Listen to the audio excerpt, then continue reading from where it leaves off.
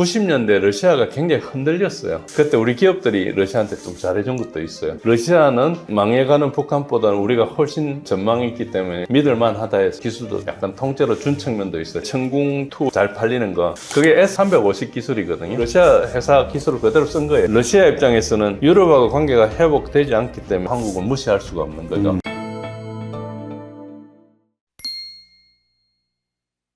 최근 푸틴이 한국에 대해서 야, 좀 너희들 스마트한 것 같아. 이렇게 이야기를 해서 화제가 됐는데 무슨 이유로 이런 얘기가 나온 겁니까? 푸틴이 한 이야기는 아니고 푸틴의 측근 이제 키릴 드미트리예프가 이제 그 사람은 이제 해외 투자 경제 협력 특사예요. 그러니까 펀드를 움직이는 거죠. 뭐 그렇게 큰 돈도 움직이는 건 아닙니다. 그렇지만 이제 미국과 협상의 대표로 이렇게 가 있기도 하고. 그래서 일단은 한국에서 러시아 원유 수입을 검토 중이다. 이런 보도가 나오니까 그것에 대해서 이제 트윗으로 포스트를 한 거죠. 그래서 비교 대상은 EU의 지도부에 대해서 어리석음에 대해서요. EU 사람들은 이렇게 답답한데 한국 사람들은 똑똑하다 이런 것이 우리 칭찬한 건 아니고 EU를 이제 좀 내려깐 거죠. 그래서 이제 이거를 가지고 우리가 뭐 지나치게 확대해서 뭐 그런 언론에서 나오는데 그거는 좀 잘못된 거고요. 러시아는 우리를 비오국으로 유치하고 정해놨어요. 비오국이라는 게 적대국이라는 뜻이에요. 아직은 우리가 대러 제재에 동참 중이죠.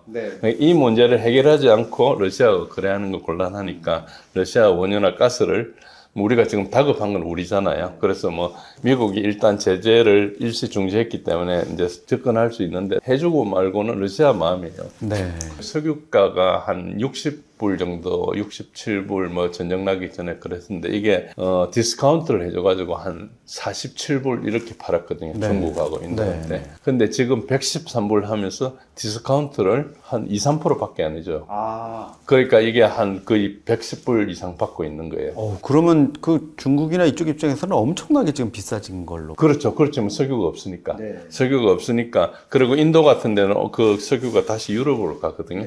그러니까 이제 이 러시아는 그냥 돈방석에 앉은 거예요. 그 벌써 한 달 정도 됐잖아요. 한 달 가까이 돼가는데 벌써 이 사이에 몇 조가 생긴 거죠. 그러니까 뭐 푸틴이 러시아에 대해서 제재하던 거를 이제 어쩔 수 없이 뭐 풀어주는 이런 것 때문에 장기적으로 한 21조 수익을 챙길 거다 이런 얘기도 나오고. 예, 뭐 그 전쟁 기간이 길어지면 더 생기겠죠. 지금 우리가 그 선물 거래에서 나오는 것은 110 몇 불인데요. 스팟 거래는 거의 200불 가까이 가고 있어요. 지금 이제 우리 그래프에 나오는 것들은 그 가상의 어째 보면은 그 돈들이거든요. 그런데 실제 그 현물에서 거래를 할 때는 거의 200불 가까이 180불 이렇게 올라가 있어요. 그러니까 뭐 그 가격 자체가 굉장히 여러 가지가 있으니까 뭐 이야기하기 좀 힘든데 지금 굉장히 높은 상태고 이게 전쟁이 아직까지도 트럼프가 뭐 협상 이야기를 하고 있으니까 돌아갈 가능성이 있다고 사람들이 시장에서 그렇게 해석하는 측면이 있거든요.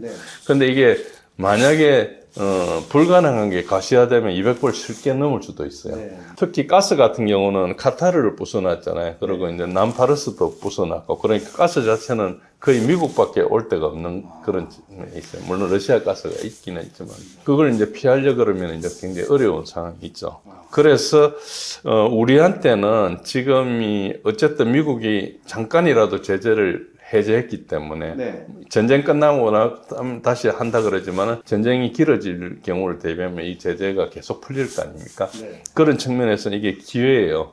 왜 그러니까 우크라이나 지원하고 러시아 제재에 동참한 것은 우리가 불가항력적인 측면이 있었지만 엄밀하게 얘기하면 외교적 실수거든요. 물론 뭐 미국이 압박을 하는데 어떻게 안 될 수 없는 그런 측면도 있었지만은 기본적으로 이거를 이제 당장 뭐 석유 이런 문제를 떠나서 장기적인 차원에서 한러 관계 복원을 추진해야 돼요. 그러니까 우크라이나 편들어가 우리한테 아무 남는 게 없는데 러시아하고 관계를 끊었거든요.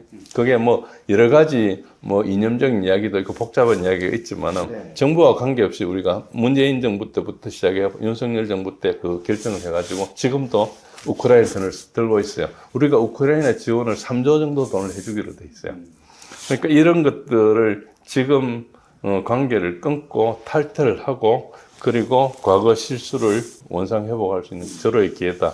그래서 우리는 러시아 PNG도 추진을 해야 되고 브릭스 가입 같은 것도 물밑에 타진해야 된다. 왜 그러니까 그렇게 했을 때 미국으로부터 압박도 받겠지만 우리가 우리의 움직일 수 있는 기동 공간을 움직여야 되는 것이고 이란과 관계 개선도 타진을 해야 되고 이게 지금 다극화 시대로 가고 있거든요. 이게 전쟁이 일어나고 있다는 게 그건데 과거에 우리가 80년대 말 90년대 초에 노태우 정부에서 북방 정책을 추진했잖아요. 맞습니다. 그것보다 지금 더 과감한 외교 노선이 필요해요. 지금 동서로 나뉘어가지고 했던 때나 지금처럼 이제 글로벌 사우스, 컴바인드 웨스트 이렇게 날라지는 시기가 점차 서방이 위축되고 있거든요. 그런 시기에 한없이 우리가 여기 같은 편만 들고 있다가 이렇게 우리 미래가 보장될 것이냐 이런 측면에서 우리가 굉장히 다각화를 해야 되는 그런 데 있기 때문에 이제 이런 부분에 대해서 우리가 굉장히 창의적인 게 필요하고 굳이 비교하자면 고려 시대에 우리가 외교를 잘했지 않습니까? 서희의 외교처럼. 그 정도로 우리가 외교적인 창의력이 필요한 시기입니다. 그 교수님 말씀 듣고 보면 이제 우리가 그래도 그 레드라인을 넘지 않은 거, 과거에 살상무기 지원 뭐 검토하다가 그것까지 하지 않은 거는 그나마 무척 좀 다행스러운 일이라고 볼 수 있겠네요. 예, 그렇지만은 뭐 러시아에서는 그렇게 생각하지 않습니다. 이미 기분은 상했습니까? 포탄을 줬잖아요. 우리 포탄을 줘가지고 러시아 병사가 맞았으니까 그게 뭐 우리는 미군한테 주고 미군이 줬다. 우리가 준 걸로 보나요 거기서? 당연하죠. 그거는 눈속임으로 보는. 아니 그거에 대한 대가로 김정은하고 이렇게 친해졌지 않습니까? 우리 논리로 보면은 야 우리는 포탄 준 게 아니라 미군이 거기다 지원하길래 우리는 미국 그 빈 창고에 지금 넣어준 거야. 전쟁 쓰라고 준 건 아니야. 이렇게 막 우길 수 있잖아요. 아니 그렇게 뭐 그렇게 우길 수 있지만은 그렇게 하는 게 아니고 외교는 솔직하게 인정하는 게 더 좋아요. 어차피 잔머리 굴려가지고 그 고수한테 뭐 예를 들어 체스 고수인데 그러니까 수가 깊은 사람한테 가가지고 이렇게 얕은 수를 쓰는 것보다는 우리가 미국 압력하에 있었기 때문에 어쩔 수 없었다. 그냥 우리 어쩔 수 없어. 우리 약한 거 알잖아. 이렇게 얘기하는 게 그렇게 오히려 얘기하는 차이 났다는 거죠. 그리고 우리가 러시아하고 관계가 좋았잖아. 그러니까 우리도 앞으로 좋아질 거야. 이렇게 하는 게 낫다는 거죠. 그렇게 하고 아직까지 미국 압력 안에 있기 때문에 우리 자유롭지 않지만은 그래도 할 수 있는 것 최선을 다하겠다. 이렇게 나가는 게 그게 왜 중요한가 하니까 러시아 입장에서는 우리가 무슨 이야기를 하는데 이게 믿을 수 있는지 없는지가 중요하잖아요. 어떤 장기적인 관계를 이야기하는데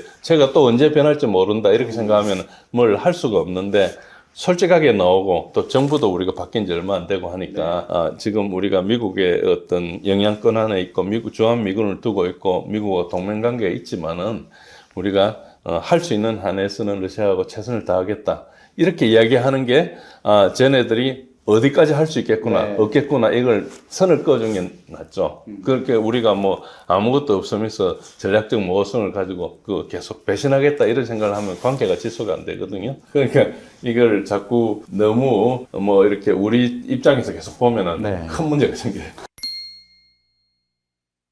우크라이나전 뭐 그 살상무기 지원 이 얘기 나왔으니까 말씀인데 우리 일각에서는 그런 얘기도 하더라고요. 우리 이제 지금 무기 체계 다는 아니겠지만 사실 과거에 러시아로부터 받은 어떤 군사 기술이나 이런 장비들 이런 게 좀 뒷받침이 됐다 이런 얘기들 하는데 교수님 견해는 어떠세요? 굉장히 컸죠. 기술이란 게 어느 기술을 가지고 그것을 지금까지 써먹고 있다 이렇게 볼 수는 없고요. 기술은 계속 발전을 하는데 뭐 우리가 어릴 때는 초등학교 선생님한테 배우고 중학교 선생님한테 배우고 하지 않습니까? 그런데 어느 시절에 어디서 배운 게 내 성장에 도움됐다 이런 게 있잖아요. 어느 선생님 잘 만나가지고 내한테 도움이 있다. 이것처럼 우리도 기술을 발전하면서 한동안 막혀 있었는데 이제 불곰 사업을 하면서 몇 가지 기술을 얻어가지고 약간 도약한 측면이 있죠. 뭐 그게 지금까지도 영향을 미친다 이런 거라기보다는 우리 기술 발전에서 분명히 기여를 한 면이 있고 특히 지금 이제 천궁2 이렇게 잘 팔리는 거 그게 S350 기술이거든요. 러시아 회사 기술을 그대로 쓴 거예요. 물론 거기에서 우리가 계속 발전을 했죠. 그러니까 지금 우리 천궁에 대해서 한국형 패트리어트도 그런데 정확히 이야기하면 한국형 S350입니다. 그러니까 그 미국 기술이 아니고 이제 러시아 기술이죠. 우리 한미 관계가 되게 좋고 우리가 오랫동안 동맹을 했지만 미국이 우리한테 기술을 안 줘요. 우리가 기술을 생으로 가서 조금 이제 등한시하는 기술이라도 배워가지고 이렇게 기술이라는 게 엄청나게 끌고 모아야 됩니다. 기술자 가가지고 외워가지고 뺏기기도 하고 진짜 기술을 가져오면 미국에서 처벌하잖아요. 징역 살리고 옛날에 로버트 김 사건도 있었고 지금 우리 기술은 계속 단속하거든요. 그 당연히 한국에 대해서는 이제 그 관리를 하겠죠. 네. 그러니까 이제 미국은 그 자체가 기술 자체가 패권의 중심이라 보기 때문에 그걸 관리를 해요. 근데 이제 불금 사업은 왜 가능했는가 하니까 90년대 러시아가 굉장히 흔들렸어요. 근데 우리가 골바초프 때 차관도 주고 그 외에 이제 러시아하고 경협을 많이 했거든요. 우리 기업도 많이 진출하고 그래서 그때 우리 기업들이 러시아한테 좀 잘해준 것도 있어요. 그러니까 이제 러시아는 이제 망해가는 북한보다는 우리가 훨씬 전망이 있기 때문에 이렇게 했고 믿을만 하다 해서 이제 소위 말해서 기술도 좀 약간 통째로 준 측면도 있어요. 전략적으로. 그래서 이제 그것 때문에 우리가 좀 많이 성장을 했는데 물론 지금은 뭐 그런 기술이 좀 옛날 기술이기 때문에 그만큼 가치는 없지만은 러시아도 새로운 기술이 많이 있지 않습니까? 근데 이제 이번에 적대 관계를 했기 때문에 이제 그런 것은 이제 협력을 좀 보기는 되게 힘들어졌죠. 그 우크라이나 때 편을 잘못 든 것은 큰 손을 입었어요. 특히 망해가던 북한한테 지금 완전히 닝게를 꽂아준 거지 않습니까? 그런 상태가 돼버려가지고 우리가 이제 굉장히 어려워지는데 북한을 제어하기 위해서라도 러시아와 관계를 가져야 돼요. 미국은 계속 북한을 때리려고 하고 있고 러시아는 북한의 뒷배가 되는 상황인 것 같으면은 이제 미국하고 편들면 전쟁밖에 없지만은 러시아하고 편을 들면은 이제 북한을 컨트롤할 수 있는 그런 측면이 있죠. 만일에 이제 미국이 90년대처럼 아주 압도적인 국가일 때는 뭐 그게 가능할 수 있지만은 지금은 이제 미국이 굉장히 흔들리고 있는 상황에서 우리가 과거 같은 생각을 하면 좀 곤란하죠. 그래서 이제 조금은 지금 변화하는 시기를 잘 봐야 되는 그런 걸 볼 수 있습니다. 이 우크라이나 전쟁은 사실 뭐 벌써 4년이 넘어가고 있는데 종전 협상이나 이런 것들을 트럼프가 집중하다가 지금 이란 전쟁 때문에 좀 집중력을 잃어버린 측면도 있는 것 같거든요. 그래서 지지부진하고 저희 관심사에서도 약간 비껴난 부분도 있는데 전쟁 지금 종전 전망은 어떻습니까? 좀 어려워지는 겁니까? 종전은 뭐 언젠가 일어나겠죠. 저는 이제 협상에 의한 종전은 불가능하다고 벌써 뭐 1년 트럼프가 집권할 때부터 이야기를 했는데 그러니까 아직까지도 트럼프의 의도를 정확히 파악할 수 없는지 모르는 건지 일부러 하는 건지 잘 모를 수 있는 그런 측면인데 근데 트럼프가 계속 했던 이야기가 뭔가 하니까 뭐 24시간 안에 러브전을 끝내겠다. 그리고 뭐 이렇게 여러 가지 이야기를 하면서 러시아가 굉장히 많은 사람들이 죽고 있다 이런데 저는 4년 동안 전황 데이터를 다 모아왔거든요. 그러니까 트럼프가 하는 이야기는 전황하고 전혀 맞지 않는 이야기를 계속 해왔어요. 그분이 특유의 이제 그 기만 작전인지 아니면은 어떤 거 있는지 모르지만 계속해서 이제 끌고 갔었죠. 그래서 러시아에서는 협상으로 끝나는 거예요.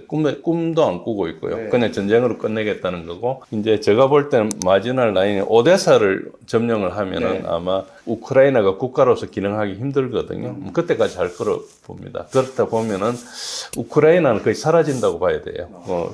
옛날에 있던 폴란드 근처에 있었던 조그만 지금 우크라이나 서부 일부 뭐 그 정도까지 차지하고 있지 않을까. 그리고 지금 보시면은 유럽이나 미국이나 우크라이나를 지원할 여력이 전혀 없거든요.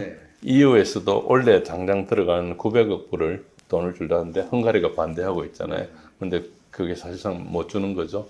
그리고 러시아 외환을 이제 그 동결시키는 걸 뺏어가 주려 했는데 그것도 이제 벨기에에서 막혔죠.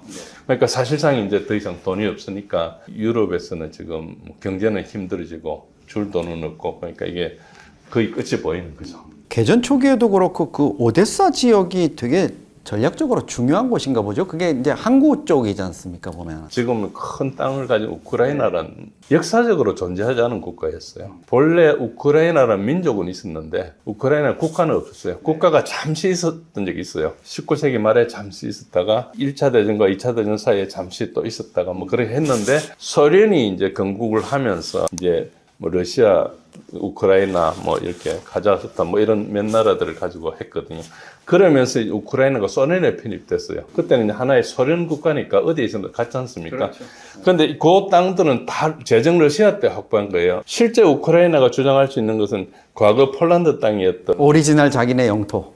자기 영토라고도 볼 수 없었어요. 국가가 있었던 적이 거의 없기 때문에 지금 크루도족 비슷하게 민족만 있었거든요. 네. 그리고 이제 폴란드 사람들한테 이제 채들을 사니까 맨날 이제 당하고 그러니까 폴란드하고 우크라이나가 관계가 제일 나빠요. 지금은 이제 러시아가 싸우니까 뭐 그런 관계가 있지만 그러니까 이제 러시아에서는 자기네들이 과거에 전쟁해가지고 다 얻어난 땅을 우크라이나가 공짜로 가져가는 데다가 그걸 또 그냥 있는 게 아니고 러시아를 계속 공격하니까 이번 기회 아니면 다시 전쟁을 할 수 없으니까 완전히 국가를 마비시키자.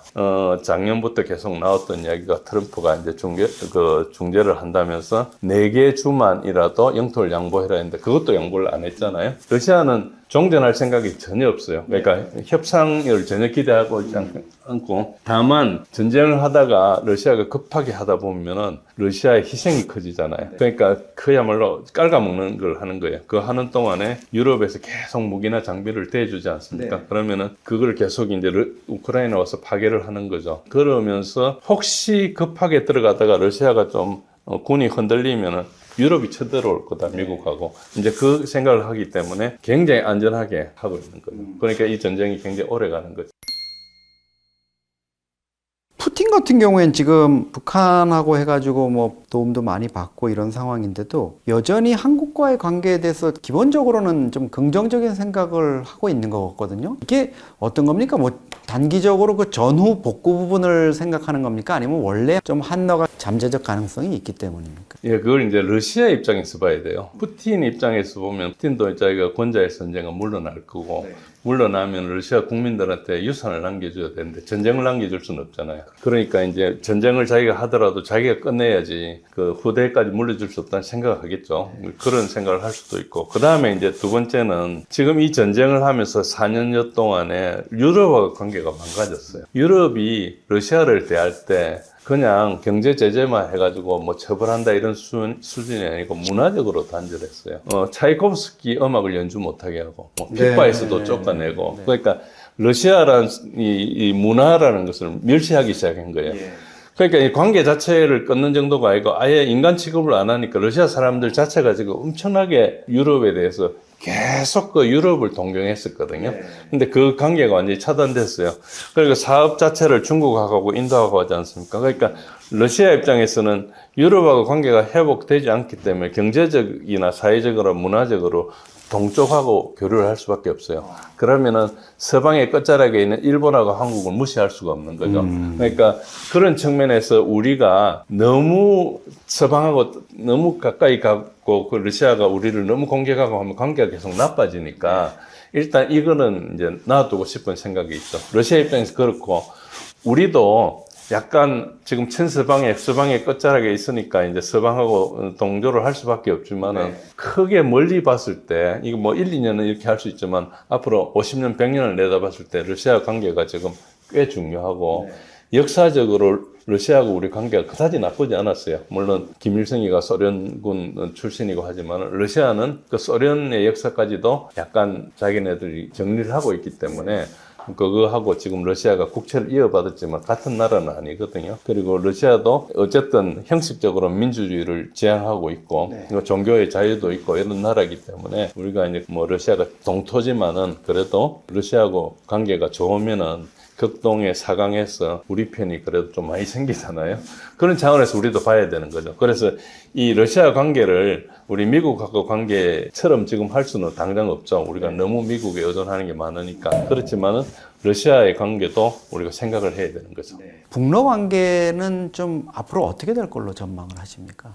예, 북러 관계가 저렇게 개선된 것은 뭐 참전도 있고 여러 가지가 있지만 근본적으로 러시아를 한국에 견제하기 위한 대응의 결과물입니다. 우리가 그 전쟁 초기에 우크라이나를 지원하고 미국하고 같이 들어가지고 제재를 하고 이렇게 하니까 푸틴이 뭐라 했는가 하니까 좀 자주적으로 생각해라. 너는 속국이 아니냐, 미국에. 그렇게 이야기하면서 자꾸 그렇게 하면 우리가 북한한테 도와준다. 이게 다 이야기를 했어요. 이야기를 했는데 우리는 무슨 이유가 있었겠죠. 정치적으로는 여하튼 그걸 전혀 접수하지 않고 나갔거든요. 그런 차원에서 그러면 본때를 보여줘야 된다. 이런 생각이 있는 거죠. 그렇게 하면서 이제 그 전략적 동반자가 된 거예요. 그러니까 이게 동맹관계가 돼버렸거든요. 그러니까 전쟁에서 뭐 북한이 도와줬다, 뭐 포탄을 줬다 이런 건 약간 그다지 맞지 않는 이야기고요. 러시아는 화력이 엄청나게 있습니다. 구소련 시절에 엄청난 설비를 그대로 놔뒀기 때문에 다 생산할 수 있고, 그래서 북한을 끌어들인 것은 한국을 견제하기 위해서 끌어들인 거예요. 크게는. 그러니까 한국이 북한하고 러시아가 가까우면 한국이 멋대로 이제 러시아한테 할 수가 없는 거죠. 그걸 위해서 한 것이고, 그래서 이제 북한이 계속 뭐 기술 요구하고 하지만 이걸 러시아가 준다는 것도 약간 부담스럽거든요. 한국을 견제할 목적이 이제 한국하고 사이가 나빠지면 안 되잖아요. 작년에 파병을 해가지고 좀 죽고 했기 때문에 100몇 명인가 뭐 죽었더라고요. 그 정도가 되면 일단 이게 국가 간의 관계가 올라가요. 피를 흘리는 게 가장 큰 관계예요. 혈맹. 그렇죠. 당연히 우리도 한국 전쟁 때문에 그런 게 베트남 전쟁 때문에 미국과 관계가 좋아진 건 우리가 가서 죽었으니까. 이제 그런 측면이 있기 때문에 이제 국가 관계가 당장은 이제 올라갔기 때문에 우리가 무슨 노력을 해도 그걸 북러 관계를 막 훼손시킬 수는 없어요. 자기네들이 무슨 실수를 하지 않는 한. 그러나 우리가 장기적으로 한러 관계가 좋아지면은 계속 이제 북한은 낮출 수는 없지만 우리가 어떤 자산을 계속 축적하는 거죠. 그런 식으로 가야 되는 것이고, 경제적 가치는 뭐 북한이 아무리 좋아도 한국하고 비교할 수 없는 것이고, 그러니까 당연히 우리가 줄 수 있는 것도 많죠. 뭐 쇄병선도 있고 뭐 반도체나 이런 것도 나중에 이제 뭐 정밀 부품이나 우리가 될 수 있는 것도 많고 하니까 이런 것 자체가 장기적으로 우리도 자산이 있거든요. 다만 지금 외교적 스탠스가 너무 그거를 쓸 수 없는 그런 위치에 있기 때문에 외교적인 입장을 좀 바꿔야 된다. 그게 이제 굉장히 크고, 북한을 러시아가 뭐 소중하게 생각하는 것은 우리를 움직일 수 있는 어떤 지렛대기 때문에 하는 것이지, 북한 체제를 뭐 그렇게 동의하는 것도 아니고, 북한이 세계에서 가장 억압적인 체제를 모르는 나라가 어디 있습니까? 전 세계 모든 나라가 그걸 생각하고, 뭐 그런데 일부러 북한하고 뭐 관계를 일부러 개선해가 뭐 이익을 얻겠다 이런 것은 전혀 아니죠. 그러니까 순전히 우리를 견제하기 위한 거니까 우리가 이제 할 수 있는 공간이 있고 우리의 자산이 있거든요. 그러니까 대응을 할 수 있다고 봐야 되는 거죠. 벙커 버스터거든요. GBU 57보다 훨씬 더 깊이 들어갑니다. 탄두가 8, 9톤 되고 훨씬 멀리 뚫을 수 있죠. 북한의 김정은 있는 지하 벙커 이런 걸 뚫을 수 있으니까 전략급의 이제 위력을 가지고 있다. 그렇지만 핵무기를 떨어뜨려도 지하 관통은 안 되는 경우가 많거든요. 위력 자체는 뭐 핵무기급.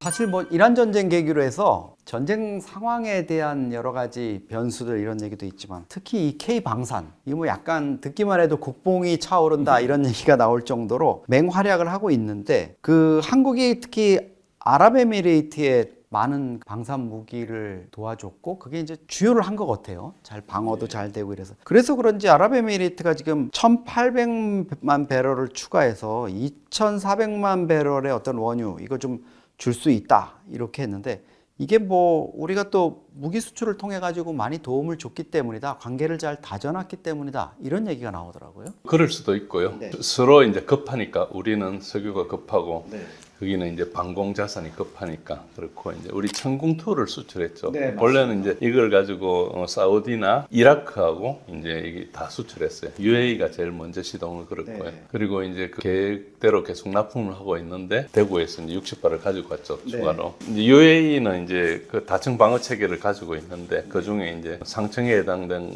경우는 이제 사드하고 그다음 패트리어트고, 이제 천궁은 그것보다 좀 낮게 20km 고도까지 이렇게 막을 수 있습니다. 그래서 이제 거기에 썼는데, 뭐 정확한 데이터는 전쟁 끝나봐야 알아요. 그런데 이제 나온 걸로는 뭐 96% 정도 맞췄다. 이제 천궁이 막기로 했던 그 임무 영역에서 이제 성공을 했다 이런 뜻이죠. 그런데 이제 뭐 드론도 있고 복잡하게 공격을 하니까 이제 천궁이 얼마나 기회인지 알 수는 없지만은, 전쟁에서 중요한 것은 뭔가 브로시에 있는 대로 성과를 내는 것만 해도 엄청난 거예요.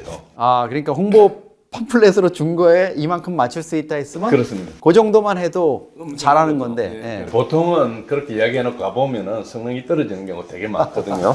보통 브러쉬를 만들 때 최대치를 이렇게 보통 선전해요. 그런데 이제 임무를 만약에 완수를 했다면 그것만 해도 이제 효과가 크죠. 그래서 이제 그걸 가지고 96%다 아니다 이런 이야기를 하는데 뭐 상당히 신뢰성이 있다고 봐야 되겠죠. 뭐 그거 이제 정확한 데이터 나와봐야 될 거예요. 제가 뭐 여러 데이터를 보니까 96%까지는 안 되는데 어쨌든 96%라 그러니까 뭐 그럴 수도 있고 그 다음에 이제 그러나 저러나 방공 체계가 부족해요. 96%가 아니라 80%밖에 안 돼도 일단 UAE는 급하니까 이제 받아들였다 볼 수 있죠. 그래서 그런 것도 있는데 이제 우리 방산 입장에서 보면은 아무리 뭐 시험 평가를 하고 중간에 검사를 하고 해도 실전만큼 효과적인 건 몰라요.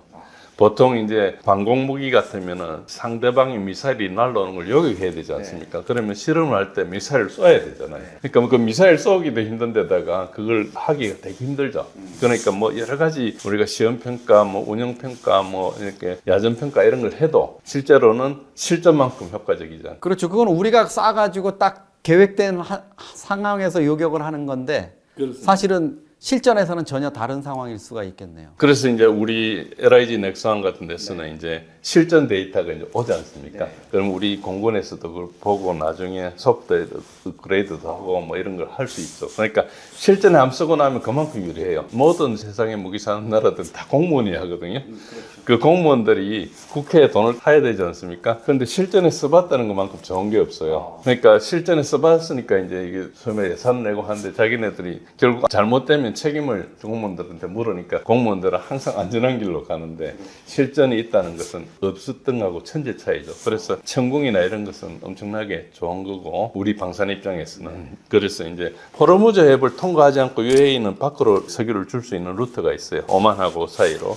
그래서 이제 뭐 그것도 때린다 그러는데 아마 그게 좀 제한이 될 거예요. 그래서 UAE 정도는 이렇게 하고 사우디는 이제 홍해 쪽으로 뺄 수 있는 하루에 한 500만 배럴 정도 할 수 있는데 그거는 이제 전체 양에 비하면 아주 적거든요. 그래서 거기서 기름을 가져왔다 하더라도 홍해로 통과를 못하고 거기는 이제 후티들이 지키고 있어요. 아, 예멘 후티 방군이 또 거기 있군요. 예, 거기가 저 아덴만 쪽 그쪽이죠. 그렇습니다. 예. 예. 그러니까 결국 수에즈로 해가지고 희망봉 위로 돌아서 내려와야 되는군요. 아이고.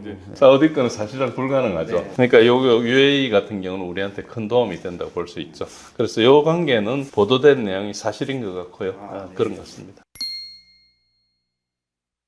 그리고 이 천궁도 위력을 많이 발휘했지만 중동 국가에서 지금 우리 방산업체 특히 이제 요격무기, 방공체계 이런 것들에 대한 주문이 많은 것 같은데 교수님께서 보시기에는 천궁2 다음에는 이거다 하는 게 뭘 좀 꼽을 수가 있어요? 우리가 지금 개발하고 있는 이제 LSAM, LSAM이 이제 전력화가 되면은 이제 많이 팔릴 거고요. 그 이제 지금 패트리어트 정도의 고도를 가거든요. 요즘 드론이 많으니까 우리 과거 썼던 비오복합의 개량된 버전 이런 것들이 이제 좀 팔릴 공산이 크고 우리 KGGB 라이스 한국형 정밀 유도 폭탄 여기 이제 제이담 같은 거를 이렇게 한 거거든요. 예, 그런 식의 이런 폭탄들 요즘은 이제 방공 체계가 발달하니까 바로 못 들어가고 원거리에서 떨어뜨려야 되는데 조금 그래도 몇십 킬로 갈 수 있는 이런 것들이 이제 좀 팔릴 수 있고 우리가 이제 현무 시리즈의 무기들이 좀 있어요. 그런 것들. 현무는 정말 뭐 그 궁극의 무기다 이런 얘기 많이 하는데 현무 5까지는 저희가 봤지 않습니까? 뭐 세븐 얘기도 나오고 이러는데 그것들 아마 안 팔 겁니다. 아 그거는 팔 수가 없겠죠. 근데 현무 5도 좀 그러기에는 좀 안 되는 거죠. 지금. 그것도 약간 다르거든요.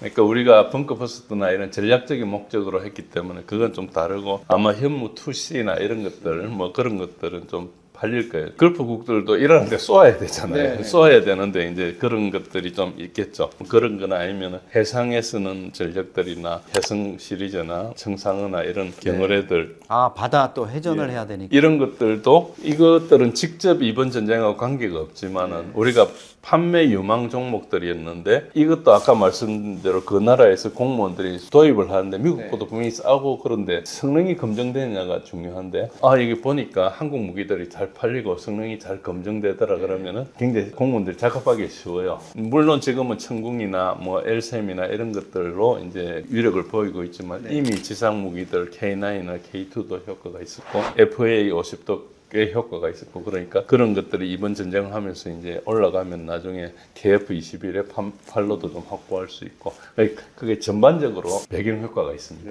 보도 보니까 뭐 이재명 대통령이 그 KF-21 이제 상용 1호기 이제 출고식에도 뭐 참석하고 이런다 얘기도 있는데 이게 그럼 우리 입장에서 보면은 지금 LIG 넥스원 같은 경우에는 지금 뭐 대박을 맞은 거 아닙니까? 어떻게 보면 몇백만 불짜리 홍보를 해준 셈이네요. 96% 요격률이다 뭐 이렇게까지 얘기하는 거는. 그렇죠. 우리 이제 방산이 항상 이제 어떤 문제가 있는가 하니까 우리나라에만 납품을 해야 되니까 이제 방산업체 입장에서는 그냥 비용의 일부를 보전해주는 식으로 해서 뭐 전체 비용을 주고 거기에 한 5% 정도 더 얹어서 이제 수익성을 주고 이렇게 하니까 그러다가 뭐 방산 비리니 뭐나 하면서 계속 때리니까 수익이 안 나는 구조였어요. 그런데 이렇게 수출을 하게 되면 여러 가지가 좋아집니다. 뭐 당장 수익도 좋아지지만은 이제 연구 개발하거나 뭐를 하거나 할 때 우리나라 군 말고 다른 데 사주니까 소위 말해서 n분의 1 할 때 그게 굉장히 늘죠. 그러다 보면은 정부에서도 연구 개발 예산을 처음에 줘서 이걸 연구 개발 시킬 때도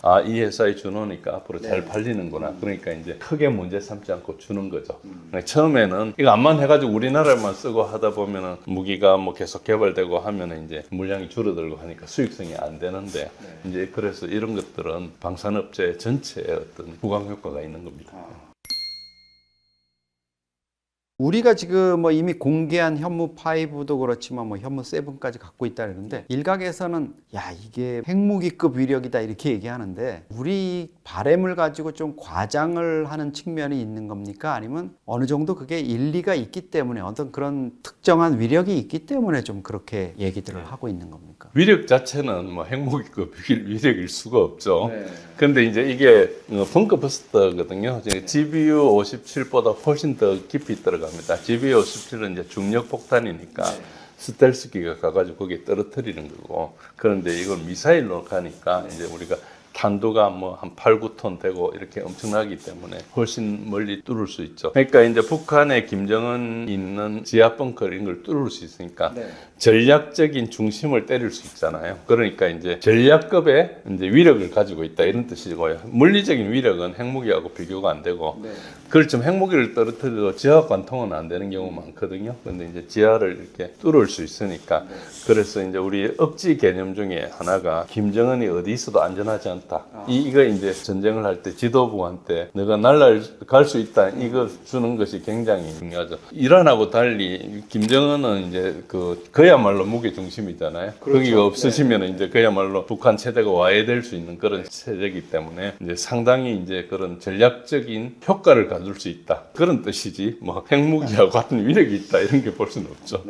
김정은 입장에서는 좀 섬찟한 부분도 있을 것 같아요. 하메네이 특히 알리 하메네이뿐만 아니라 가족 또 뭐 그 군 지휘부까지 이렇게 몰살당하는 정밀 타격이 가능한 거 보고 미국이 결심하면 이거 나도 뭐 파리 목숨 아니냐 이런 생각도 좀 할 수 있을 것 같습니다. 예, 이제 하메네이나 이쪽에서는 참수 작전을 대비해 가지고 저희 모자이크 시스템을 만들어 놨어요. 그래서 4단계까지 대책을 세워 놨어요. 중앙이 떨어지면은 그다음 지방이 하고 지방에서 떨어지면은 그 세포 조직이 하고 그거 뭐 떨어지면은 명령받지 않고 자동으로 이제 쏘는 그래서 저희 말 데드 핸드 시스템을 만들어 놨는데 북한은 특성상 김정은 체제가 없으면은 해결이 안 되는 거죠. 이란 같은 경우도 이제 정부가 있고 이제 그 소위 말해서 최고 지도부가 있고 IRGC가 있고 군이 있거든요. IRGC는 79년도에 혁명을 하면서 군이 정권에 대해서 등을 돌릴 수가 있기 때문에 IRGC는 혁명 지휘부를 보호하는 제도로 만들었어요. 물론 북한에도 이제 지도부를 하는 이제 그런 조직이 있는데 그거하고 비교할 수 없을 정도로 이제 여기는 크죠. 그래서 뭐 GDP 한 30-40%를 아예 장악을 했어요. 경제권까지도 다 이렇게 장악을 했군요. 그러니까 북한의 제2경하고 좀 비슷한데 그것보다 훨씬 크다. 국가 속에 국가가 있고 군대 속에 군대가 있는 이런 약간 별도의 군대라고 봐야 됩니다. 그러다 보니까 이제 북한은 좀 다른데 그래도 알리 하메네이를 참수를 했을 때 김정은도 그런 거에 대한 두려움을 있겠죠. 만약에 미국이 참수를 하면은 힘들다 이런 것은 알고 있는데 북한은 핵을 가지고 있기 때문에 이제 안 들어올 거라는 생각을 하겠죠. 뭐 그래서 약간 중간쯤이다. 지금 질문하신 것에 대해서. 김정은 최근에 보면은 뭐 재래식 무기 쪽으로 2월 말에 노동당 대회 하면서 이제 핵뿐만 아니라 재래식 무기 해가지고 특히 뭐 함정 쪽 많이 하고요. 얼마 전에 뭐 딸 김주혜와 같이 전차도 타고 다니고 이러면서 재래식 무기 하면서 자꾸 자기네 그 무기가 세계 최강이다, 뭐 세계적이다 이런 얘기하는데 제가 보기에는 약간 부풀려진 측면이 있긴 할 것 같은데 그렇게 지금 재래식 무기 부분 자꾸 강조하는 거는 어떤 의미가 있다고 봐야 됩니까? 예, 이제 핵무기라는 것은 실전에 쓸 수 없는 무기거든요. 그러니까 실전에 쓸 수 없는 최종 억지력이기 때문에 예를 들어서 지금 러시아하고 우크라이나 핵 가진 나라지 않습니까? 이란은 지금 이스라엘하고 미국이라는 핵을 보유한 국가하고 전쟁을 하고 있어요. 그런데 여기서 핵을 쓰지는 않잖아요. 그러니까 이제 결국은 재래식 전력으로 버텨야 된다. 그런 게 있기 때문에 이제 이런 일이 일어나면은 뭐 일반 국민들은 잘 모르지만은 군이나 그 북한의 지휘부들 그러니까 당이나 이런 데서 외국 사정에 대해서 아는 사람들은 불안해할 수 있잖아요.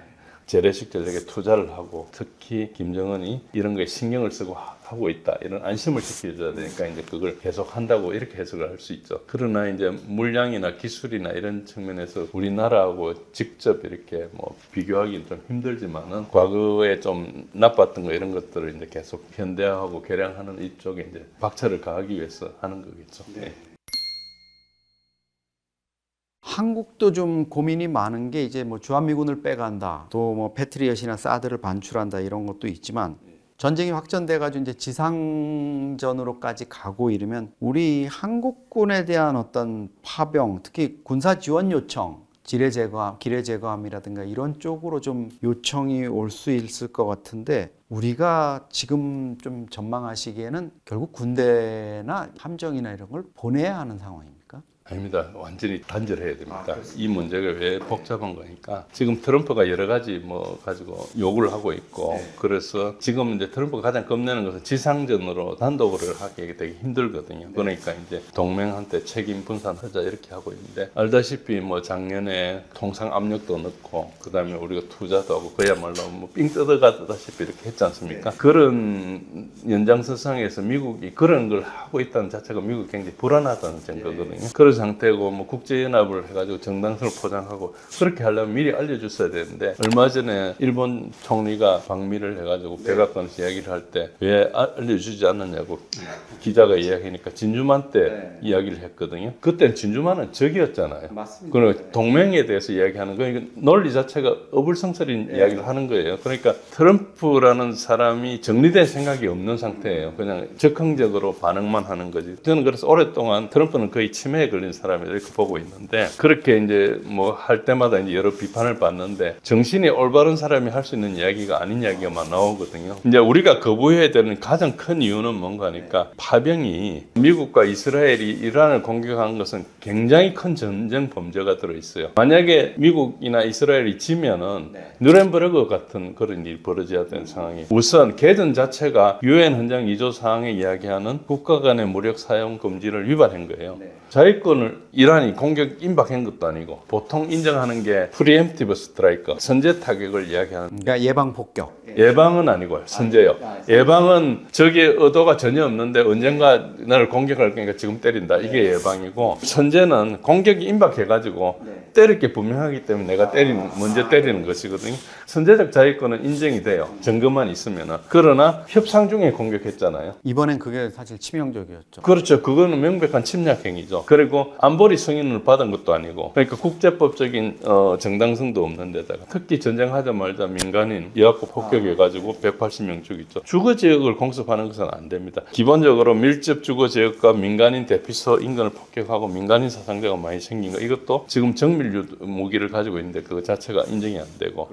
필수 인프라 파괴도 안 됩니다. 에너지나 담수화 시설이나 이란 내 정제소, 발전소, 담수화 플랜트 이런 건 다 비례성의 원칙이 있거든요. 그런 문제가 있고 그 다음에 환경 파괴가 일어났죠. 화학물질 유출, 산성비 발생 이게 광범한 환경 피해가 일어나요. 이것도 다 전쟁 피해고 특히 문화유산을 파괴했죠. 유네스코 세계문화유산을 막 때린 거예요. 그리고 국가 지도부를 암살한 것은 초법적인 처형이거든요. 이게 교전 상태에서 때린 거하고 교전 상태를 공식하지 않고 바로 때린 거하고 또 크게 차이 나요. 이 전쟁 범죄를 한 우리가 들어가는 것은 나중에 큰 문제가 따릅니다. 지금 미국이 큰 나라고 힘센 나라니까 이걸 이야기를 못할 뿐이지 여기에 말려들면 우리가 전범 국가가 될 수가 있어요. 그러니까 요거는 우리가 동맹에서 도와주는 거와 달라요. 동맹은 그 나라가 공격받고 있을 때 서로 도와준다는 것이지 이게 공격하는 행위는 아니잖아요. 그러니까 여기 법적인 문제가 있기 때문에 이걸 반드시 선을 잘라야 돼요. 그러니까 핑계가 되기 우리 군사력이 가가지고 도움이 안 된다든지 이런 이야기를 하면 안 되고요. 이 자체가 전쟁 범죄이기 때문에 미국 대사한테 불러서 이게 전쟁 범죄이기 때문에 우리 못 들어간다 이거 분명히 해줘야 돼요. 그래서 선을 완전히 잘라야지 잘못해가 연결되면은 전범 국가에 같이 묻어나가는 거예요. 그러면 이제 큰 문제가 생기죠. 근데 이제 다카이치 같은 경우에는 사실 평화헌법 구조를 내세워 가지고 일본은 조금 더 수월하죠. 우리가 할 수 있는 거 있고 없는 거 있고 야 이 평화헌법 너희 미국이 이렇게 해가지고 우리가 그렇죠. 군대 못 보내게 해놓고 무슨 얘기냐 이래서 아마 과거처럼 뭐 전쟁 종료 후에는 우리가 기뢰 제거함이나 이런 거 보낼 수 있다 이렇게 디펜스가 될 텐데 우리 입장에서는 사실 안보도 그렇고 뭐 관세도 그렇고 한미 동맹 이런 부분이 있어서 아 이거 거절했다가는 또 보복당하는 거 아니야 이런 우려도 이제 많이 나오고 있지 않습니까 정부나